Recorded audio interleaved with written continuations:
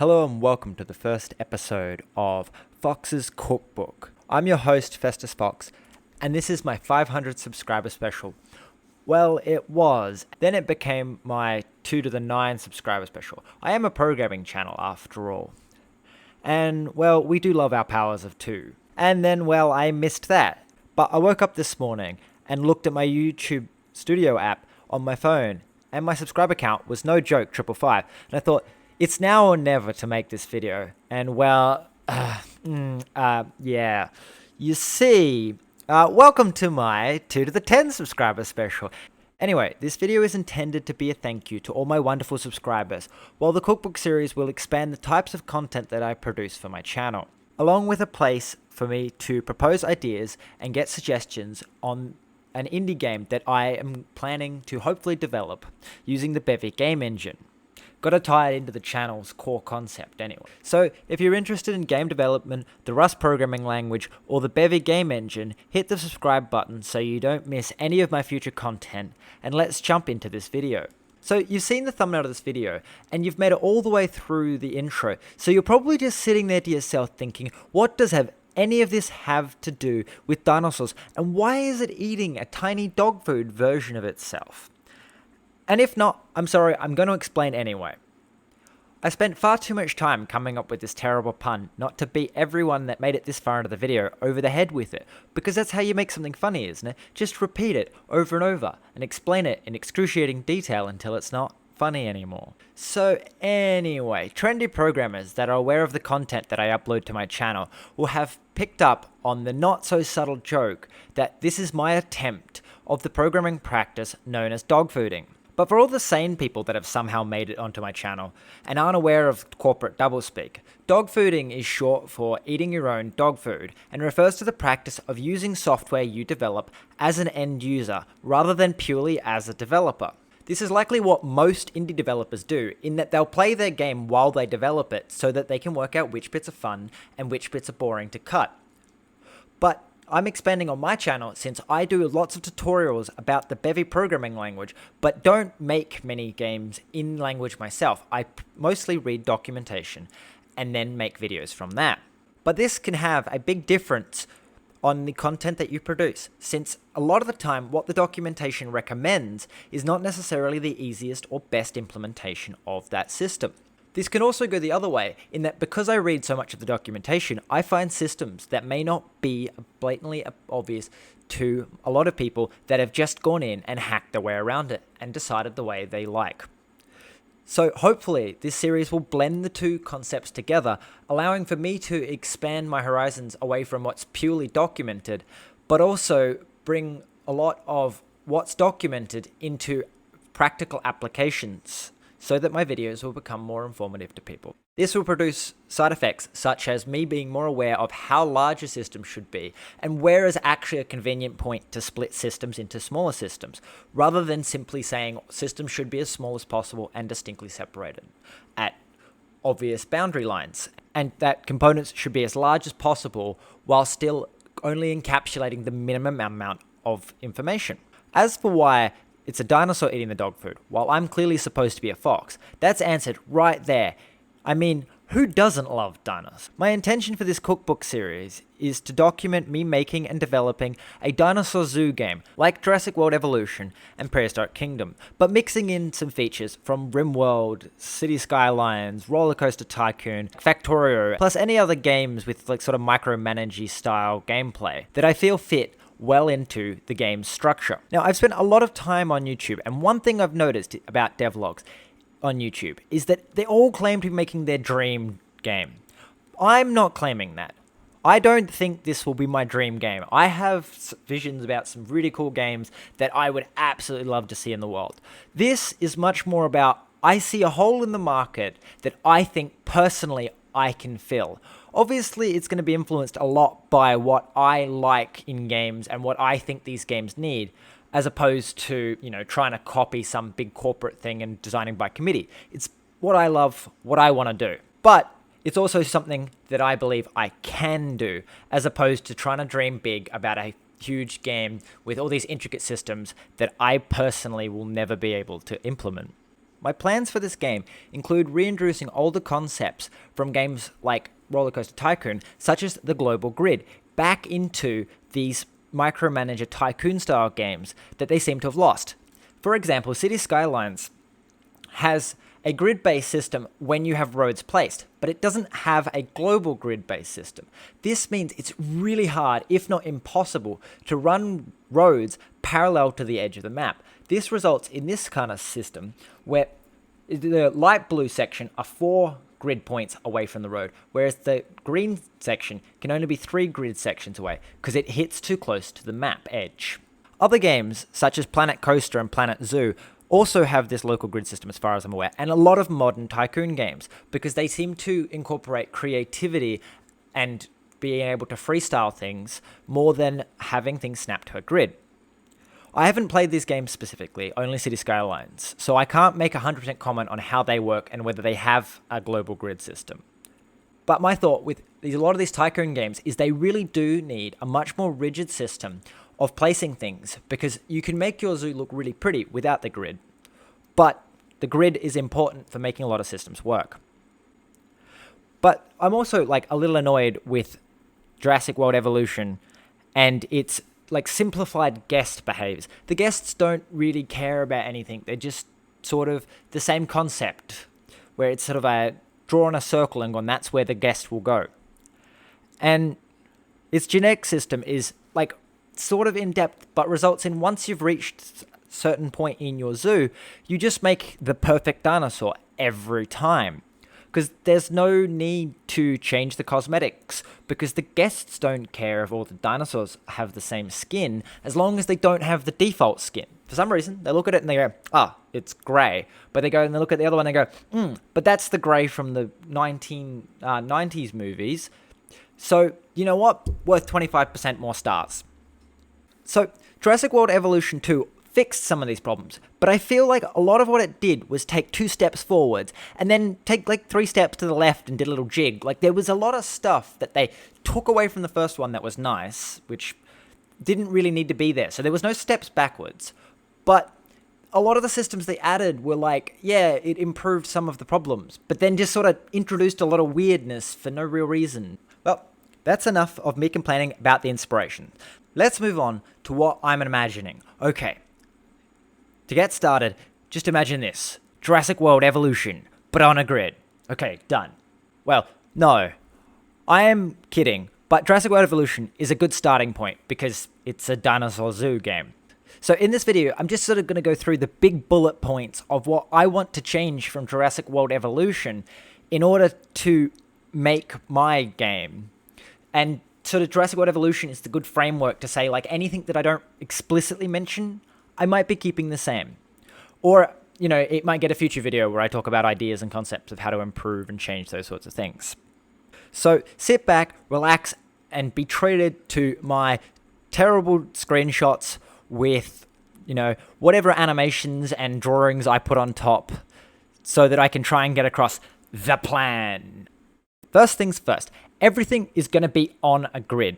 This is twofold. One, it allows for a more uniform aesthetic for things because they can all snap together. You can have lots of nice straight lines. You can obviously have curved fences, but if you have a curved fence, the fence has to curve from a snap point to a snap point, as opposed to just sort of letting you arbitrarily curve it. This should give you plenty of freedom when it comes to curving and also allow you to do things like have paths run a set distance from fences. One thing that bothers me with Jurassic World Evolution is you can't get the path to run one building width away from the fence so that you can put your buildings between the path and the fence. Everything needs to just sort of have these big gaps because it's really hard to get the fence to run parallel to the path and then have buildings in that gap because they don't snap and align. I think, from what I remember, paths will snap and align parallel to fences if they're close enough. But then if they're that close, you can't put buildings between. The other thing that makes the grid so important is it allows for the unification and a more rigid definition of a lot of mechanics. Power will transmit X number of cells from the building, such as a power pole, or maybe buildings will do the city skyline effect of having an aura around them that other buildings can get power from. No more fiddling trying to place a power pole just a few pixels to the left so that it can reach a building, but not clash with the building directly next to it. It also means a more fixed scale of things. Dinosaurs will need X number of cells and of tree, and X number of cells of grass or sand, or whatever the dinosaur's requirements are. No more need for that 2% more grass, but I can only remove 1% of my trees. But since there are 3 times as many trees, I only need 0.66% of that 1%. But you don't know what's actually tall grass and what is short foliage from the forest, like the little shrubs. Trust me, a more rigid grid system is what a tycoon game needs to have more deep systems without adding complexity. Since you don't need to try and line 2 things up just so they just overlap because some kind of mechanic works when both of them are there. It's like you can add the depth of saying like, hey, if these 2 things overlap, without needing the complexity of being like, well, how do you get them to overlap? Since you can just make the systems, like the buildings, be able to overlap if they're supposed to, or not overlap if they're not. Plus, if you want to keep the creativity that a lot of tycoon games seem to have taken the direction of being more important than the actual mechanics, the creativity can be kept on a hard grid system, simply by allowing objects to be moved around freely, but only counting on the mechanical scale for the grid cell they're in. This means that if you put like your power pole right on the left side of your cell, then it still powers 2 cells to the right and 2 cells to the left. It doesn't power just the, right hand side of one cell, so many cells over. It just decides that it's in that cell. That's how it determines the radius, as opposed to a physical radius from the pole. This also should in theory make the game run faster, because instead of calculating absolute distances, you just go, is this cell powered or is this not powered? This may have different impacts because I haven't actually started programming the game. Maybe that's not actually the case. Maybe it is faster to check distances from all power poles. Oh yeah, and because I hate myself, it's going to be a Bestagon grid. Although, making it a hexagonal grid is almost all positives, since you don't have to do things like take into consideration a diagonal on a square grid. It can be the square root of 2, it can be just 1, or perhaps it's 2 because it's the number of steps you need to get there without moving diagonally. All this goes away with a hexagon grid, but it does melt my brain trying to do hexagon math. Obviously, when the actual game is in front of you, this math abstraction goes a lot away because you can see that that is 3 cells away, and a power pole drawing a circle that's 3 cells wide is much more clear than trying to work out what numbers that use the cosine of this and the cosine of and the sine of that to work out the angle that they have to move in order to move in a straight line. Don't have to worry about that if you're using it. So it's just pluses for the end user with extra complexity for the developer. But it also looks nice. I really do like the look of a hexagon grid over a square grid, because even when you make uniform things on a hexagon grid, they feel more organic. Anyway, next, I want to take the mood and need boxes from RimWorld and just stick it on the dinosaurs. The main reason for this is I feel that you could have more dynamic impacts on the dinosaurs than Jurassic World has. The big thing with Jurassic World is the storms can upset the dinosaurs, cohabitation in number 2 can upset the dinosaurs, not having enough food and water, these things upset them, but it's not in like a, hey, I don't have enough water, so I'm upset. It's, hey, somehow I know in my pen there's not enough water, even though I haven't explored the whole thing yet. I just know. Whereas I feel like this, RimWorld style system would mean that, if they got thirsty, they would get upset. Not if there's not enough water, they'd get upset. This would also mean that you can't just dump lots of water in one corner. You have to sort of strategically place it so that when they need water, they can find water. This also means that they can do things like have them get upset or panicked based on what they've seen, such as prey getting spooked and running away when it sees a predator. And if you don't have enough trees in the prey's enclosure, it may always see a predator and just die of stress because it didn't have anywhere to hide. Or you could also make it say, why would you want your predator to be able to see your prey? Why not keep them view distance apart? Is that your predator and prey may become more active when they can see each other. The prey being scared and the predator actively hunting. So you may have a reason to dynamically put these systems together. Again, adding depth without having the extra complexity, because you could just not put them near each other. But if you wanted to maximize efficiency, you might want them to only overlap in a specific corner. Or you could just line all the fences with trees and the dinosaurs can't see each other anymore. You could also have the predators see out of their enclosure and not just into neighboring enclosures, but actually see the guests. Now, Jurassic World 2 has something much similar to this, but on a much simpler level.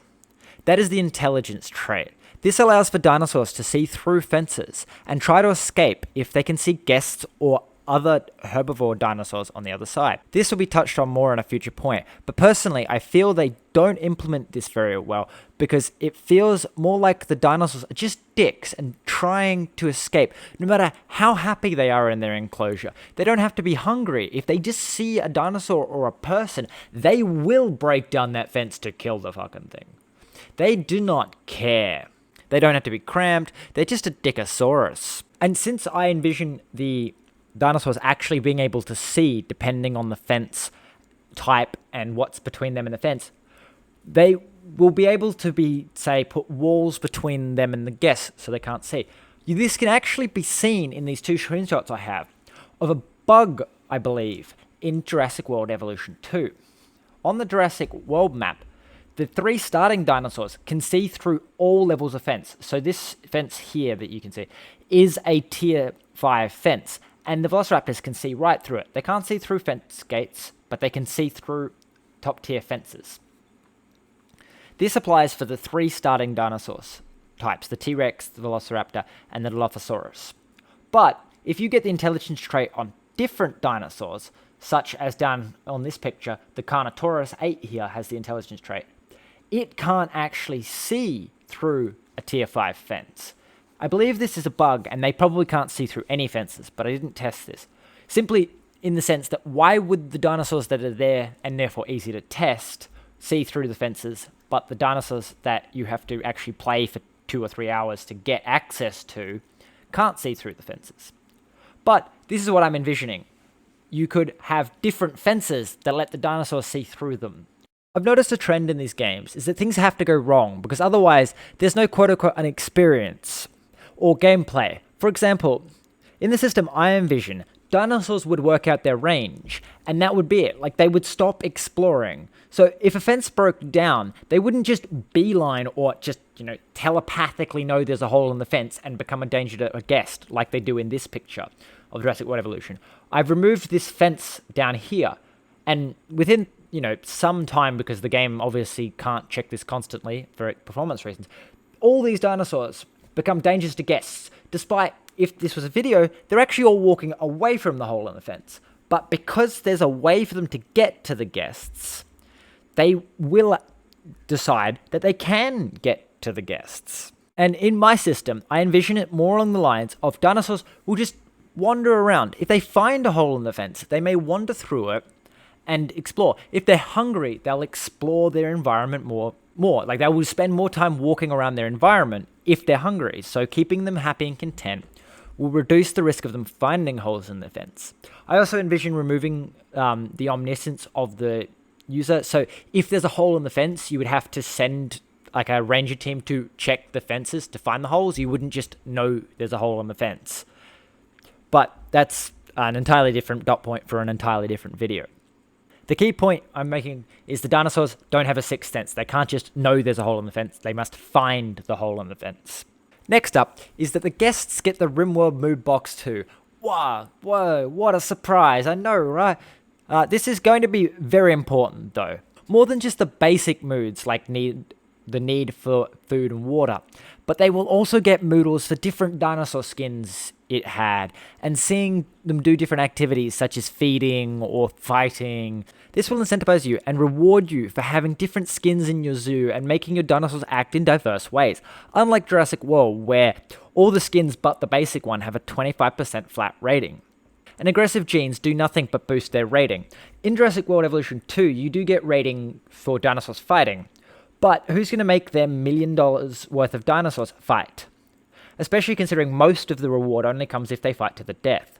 There is a small boost for just into aggressive fighting, but it doesn't boost guest mood or the rating of your park very much. While simply putting higher rated dinosaurs in your park does, it just boosts the rating because they're there. In my system, this would make them more likely to fight, but also more likely to kill, which means that you may not want two dinosaurs that are likely to kill each other have the aggressive trait. Whereas a passive gene would allow for two normally hostile dinosaurs to live in the same paddock. Jurassic World Evolution says it has this, but I've never actually managed to get it working. This also allows for guests to have likes and dislikes in your zoo. Young children may dislike the raptors killing a goat, but the teenagers may like it a lot. This is somewhat similar to Jurassic World Evolution 2. I did actually write this script before playing 2, but then I played it extensively, so there are a few things that I came into the idea of, and then they were added in 2, and I just kind of don't really like it, so I left it in this video. So, things like, I feel that the traits in 2 have left a lot to be desired. For example, the intelligence boosts appeal, but it's the only trait that boosts appeal, and the rest are just negative traits, and they don't do anything meaningful. It's just to stop you from being able to spam out dinosaurs. It's you can get lucky. It's I guess to stop you from just hatching the entire clutch every time. You may get one with a bad trait that you don't hatch, though it doesn't really have any impact. For example, oh wow, my dinosaur needs to spend more time drinking or reading. It doesn't actually do anything because the dinosaur will drink and eat on its own. The ranger teams will automatically refill the food, so it changes nothing except, if anything, the thirsty traits are positive because it gives you more control over where the dinosaur is, because it will go and not spend as much time away from the water, so you can just put water in front of your viewing station. Admittedly, this is a kind of system that I want to introduce. Again, depth without complexity. It makes sense to put water near the viewing thing so the dinosaurs come in. But Jurassic World Evolution tends to not have actually negative traits. Almost all the traits that are negative don't have any impact on the game. For example, the antisocial trait doesn't actually make the dinosaurs stay away from the other dinosaurs in their enclosure, which in some regards would be incredibly useful for dynamic systems of, say, putting two antisocial dinosaurs in a pen and having two opposite-ended observatories, so that the two dinosaurs don't both end up in the same viewing thing because they don't want to be near each other. So they would, spend more time apart, and therefore more parts of your zoo would have visibility of the different dinosaurs. What I envision is something like this in this screenshot that I've got of Jurassic World 2, of antisocial dinosaurs trying to stay far apart from each other, like these baryonyx. They are in the four corners of the pen. They'll obviously come near each other to do, eat and drink, but they try to stay away from each other. This means that, viewing galleries would be more efficient, as you could space them around and have dinosaurs cover them. Or you could go the other approach of having social dinosaurs that all cluster together and having a single viewing observatory with, say, the water in front of it, so all the dinosaurs like to hang out around the water. Because instead of needing a single thirsty dinosaur that keeps going back to the water, instead, the thirsty dinosaurs would go to the water, and the social dinosaurs would follow. At the moment in Jurassic World Evolution, there's nothing really like that. The negative traits just don't impact the game, beneficially, negatively. There's no difference outside of the size of the pen you have to make. And a lot of the time, the antisocial dinosaurs just result in you needing larger pens without any real penalty, because you just don't put any water over there, and the dinosaurs have to stay in the close end. You just fill more of your map. And a lot of the time, the extra map space is not necessary. In Jurassic World, your guests are blind unless they're standing in a very specific building. And even then, the guests don't need to stand in it. They just, their building, if it exists, they can see it. So what this results in is you basically just only have to make sure the dinosaurs are visible from a very specific spot. But what I'm envisioning is making it so that the guests can see through the fence, so that you have to do things like I've got in this picture here, the water running along the fence, so that the dinosaurs come to the fence and the guests can see them through the fence. But not all fences would be see-through. Some dinosaurs may need stronger fences that just make the fence less see-through, or wholly unsee-through, like the concrete fence seen behind these dinosaurs. The other thing that I can envision with this is that you could put, say, a concrete wall between your herbivores and your carnivores so that they can't see each other. This would result in the gallimimuses seen in this paddock here not being stressed out by being directly next to the velociraptors. Though the guests may get an adrenaline spike along this edge because the raptors may try and get them through the fence. The other way this would have an impact is because dinosaurs would have specific needs about what they need in their enclosure, environmentally speaking, say so many cells of trees blocking line of sight would mean that you would have to strategically plan out where you are going to put your trees. For example, in the picture here, I've put the trees along the fence line, so the guests can only see, in the blue highlighted area, the dinosaurs if they're on the fence side of the trees. This gives a large area for the dinosaurs to be away from guests. Or you could put the trees in the middle where the guests wouldn't be able to see anyway. This means that the dinosaurs would have less places to hide, but you would optimize the use of space. The other option is to say hide the trees so that the guests can see most of the enclosure, but there's still spots in the trees that they can't see.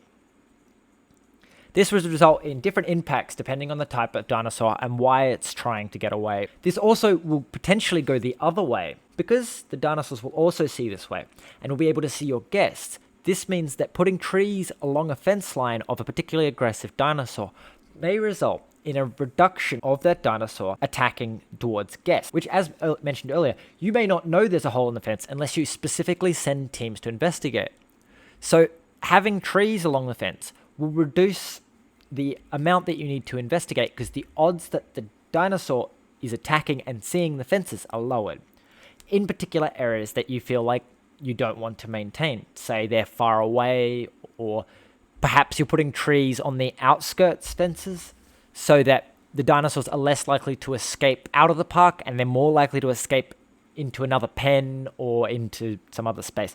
A lot of systems can be built around the fact that the dinosaurs, you can control where they're likely to see and go. The final big change I want to make from Jurassic World, that I'm going to bring up in this video at least, is to have different types of guests. I already touched on, say, the children and the teenagers and how they're all going to have different restrictions on what they want to see. But I was also thinking you may have, say, scientists or business people that arrive. For example, scientists may like dinosaurs with natural colors, while business people would buy more expensive foods and hotels, but are less interested in the dinosaurs and rides. And maybe tourists have lots of money, but they want to see fancy exotic dinosaurs. They don't want to see boring grey ones. Whereas locals have less money to spend, and they don't stay in hotels. And they care more about healthy dinosaurs and long-lived dinosaurs. The locals will return as if the same dinosaur's there for a long period of time. They could also have traits like Rimworld, such as carnivore lover or big eater, but their class would affect certain things. Scientists would pay a big research grant to enter, but you must provide them specific access to certain dinosaurs. Or business people only show up if you have a 5-star hotel, and they may book the whole hotel, giving you a huge influx of money, but annoying everyone else because they don't have anywhere to stay anymore. The different guests, another one of those changes that they sort of implemented into Jurassic World 2, but I just don't think they did it very well. It's not that bad of an approach. Personally, I think it's just a bit too simplistic for what I'm imagining. The wealthy guests don't spend more. There's no real way of upsetting one lot of guests in order to get penalties from them, but increase the happiness of another type of guests. It's just, you've got to build some buildings to attract some types of guests, and then you need to occasionally update how your stores are configured and what they sell in order to supply what that business guest needs. I want a grander system. That's something that takes into their traits and factors in travel time and energy. So you may have drink stops near a long ride so people get to drink when they get off the ride, or expensive drinks right next to the hotel so the wealthy guests don't have to travel far. In this picture, I've got the zip line from the drinks and that to the hotel so that they can explore the park, and then when they're tired and done, they can take the zip line back to the hotel. But if they're at the hotel, they've got to get really expensive hotel food, whereas when they're at the cheap food in the other end of the park, because the zip line would only go one way, they can go quickly from the cheap food to the expensive food, but it takes them a long time to get from the expensive food to the cheap food. So only some people would be willing to go the extra way to save the money, so this may annoy some guests, but it may not bother others. But this basically sums up the big ideas that I have for the game that I want to introduce in this first episode at the very least. And thank you for making it to this point in the video. I would like to do something that I'm pretty sure I've yet to do on this channel, and that's ask, pretty please, share this video. I put a lot of time and thought into this video, even though it may not look that way because I do the slideshow and, you know, I've done some animations in this and whatnot, but it'd really mean a lot to me if you shared this video with other people that you think would enjoy this game so that I can get it out to a wider audience. And I hope you're as excited as I am to see how this project turns out in the long run. So please do like and subscribe, and hopefully I'll see you in the next episode or in my Bevy Basics tutorial series. Leave a comment with your thought on any of the ideas I brought up, or something else that you want changed from Jurassic World, or just like the Tycoon games in general. I really would love any feedback about systems that maybe I've overthought them, or maybe I just haven't considered another approach that would be even better. I would also like to take this opportunity to publicly announce my Patreon page. I created this page way back when I only had 100 subscribers, just so someone didn't snipe my totally unique, one-of-a-kind username that apparently nobody can pronounce anyway. But now that I've reached 2 to the 10 subs, I thought it was time to publicly announce this, and at the very least start putting it in the description of my videos. So if you would like to help support the channel, I would much appreciate if you check it out. If you don't want to directly contribute, you can always go and watch some of my other videos and share them with anyone that you think might be interested in a Bevy tutorial series, since I haven't yet reached the watch hours required to monetize my videos, despite YouTube already putting ads on them. So every view would help. Thanks for staying to the end, and until next time, happy coding.